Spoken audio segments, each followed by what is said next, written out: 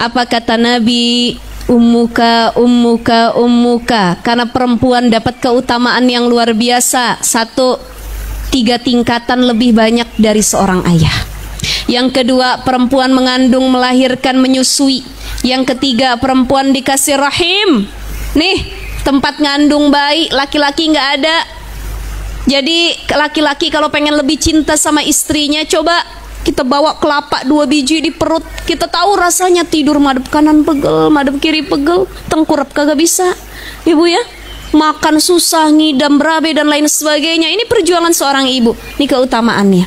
Maka dari keletihan, kesusahan seorang ibu menjalankan perannya, Allah kasih kelebihan da'watun mustajabatun, lisannya mustajab. Maka yang baik-baik ya Allah, jadikan anak saya ahlul Quran semuanya. Jadikan anak saya ulama-ulama yang akan datang. Jadikan anak cucu keturunan saya orang-orang solih semuanya ya Allah. Kenapa? Lisan kita menuntun bagaimana hidup anak kita selanjutnya. Ya. Jadi insya Allah yang hadir mudah-mudahan nggak sembarangan lagi kita semua lisan kita. Amin ya robbal alamin. Itu ya. Maka sekali lagi ibu-ibu, seorang anak ketika dia tumbuh ada 2 hal faktor yang mendukung. Ada faktor nature, yang kedua kultur. Nature, anak tumbuh alamiah. Bayi nangis alami atau bukan? Fitrah bukan? Fitrah. Bayi bisa ngomong, tiba-tiba bisa bicara dikit-dikit, fitrah bukan? Fitrah. Tapi bicaranya, bahasanya kayak gimana, itu nature apa kultur? Budaya. Dan budaya paling fenomenal adalah bahasa seorang ibu. Anak ngomong kayak gimana ngikut ibunya. Kenapa? Yang paling sering ditemuin ibunya. Maka jangan aneh seorang ibu yang lisannya baik itu nurun sama anak. Ada ibu yang lisannya nggak baik disebut ibu yang durhaka. Kala itu ada seorang laki-laki datang kepada Umar bin Khattab. Wahai Umar, aku punya anak. Anakku durhaka. Panggil dulu anak kamu sini, kita tabayun. Anaknya datang, dia bilang, cerdas nih anak walaupun bandel durhaka ya. Wahai Umar, apakah yang durhaka itu cuman anak sama orang tua, atau orang tua juga bisa durhaka sama anak? Oh, orang tua juga bisa durhaka sama anak. Apa ciri kedurhakaan orang tua kepada anak? Kata Umar bin Khattab 3. 1, ketika dia tidak memilih pasangan yang baik. Kita nikah ibu-ibu, nggak milih suami yang baik, suaminya bejat, suaminya nggak tahu agama, suaminya nggak bisa baca Quran, suaminya ahli maksiat. Hati-hati, kita udah menyiksa anak cucu keturunan kita karena memilihkan suami yang salah, memilihkan ayah yang salah. Makanya kalau nikah sefrekuensi kan enak ya Bu ya, betul nggak? Suaminya rajin ngaji, istrinya rajin ngaji. Kalau datang ke pengajian gandengan, ayah, aduh enak banget ya, tentram kita.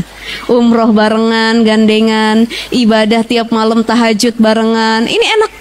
Tapi ada banyak memang perempuan-perempuan yang diuji dengan suami yang tidak baik.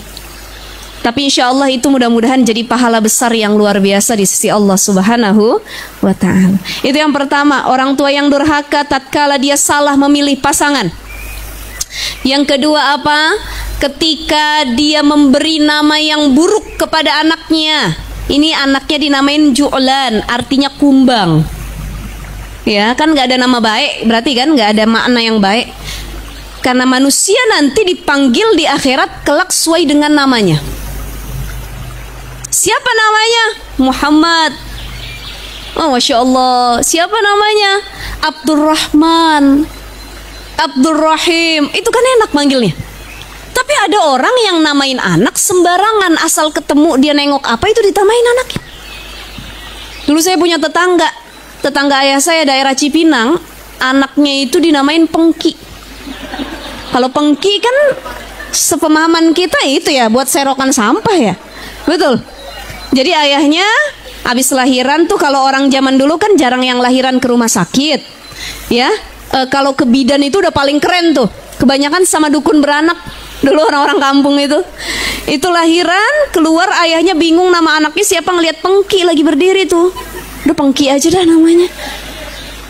Ada lagi yang lucu, ini bener. Yang kedua, jadi ini relate ya. Tadi Pengki, bener itu yang namanya Pengki di tetangga saya daerah Jaktim itu. Ada lagi belum lama saya jalan di daerah Batan sana, Ciputat, ya. Pasar Jumat itu kayaknya udah lama juga sih, 2 tahunan yang lalu. Ada tanah dijual tuh kosong pinggir jalan. Namanya Ribut bin Riuh. Hubungi Ribut bin Riuh. Saya bilang, ya Allah, anaknya namanya Ribut, bapaknya namanya Riuh. Jadi sekeluarga kacau semua ya. Satu ribut, riuh. Ada ya. Jadi ya Allah, saya bilang, ya itu mungkin yang seperti itu karena nggak sengaja namain, atau yang kedua mungkin kurang pemahaman agama. Kita yang sudah lebih banyak ngaji, paham agama, jadi lebih aware, hati-hati namain anak. Ya, anak zaman sekarang, apalagi anak milenial, namain anak sekarang itu keren-keren banget, Bu.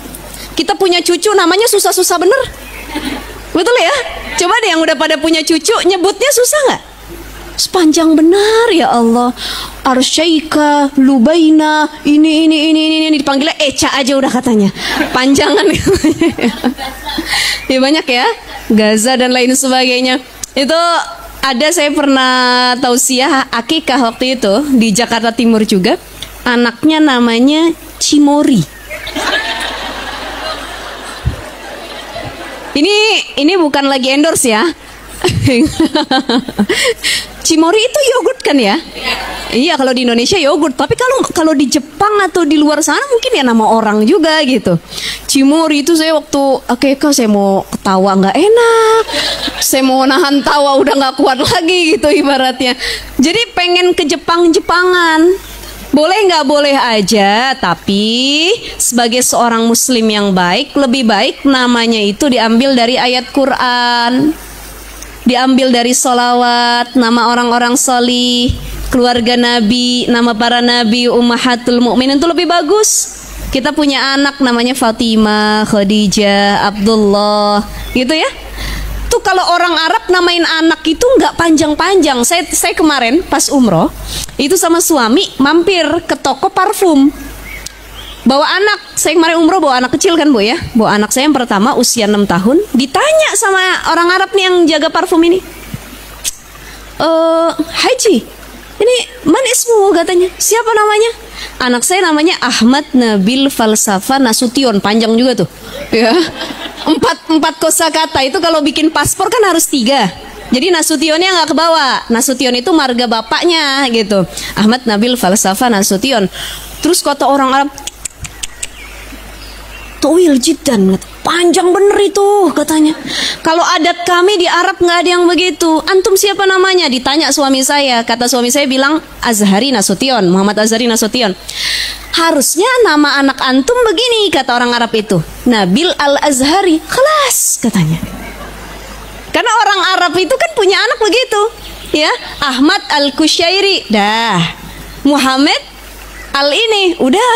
Tapi kalau orang Indonesia, mereka bingung, kok panjang-panjang namanya, udah gitu susah disebutnya gitu ya. Nah itu nggak masalah, tapi sekali lagi lihat maknanya. Jangan sampai kita salah makna namain anak kita, karena itu jadi doa. Kita namain anak kita Abdul Ghani, hamba yang kaya raya, ini jadi doa. Ya Allah, mudah-mudahan anak saya udah gede, dia kaya raya, kaya hatinya, kaya ilmunya, kaya harta semuanya. Ya, itu yang harus dilihat.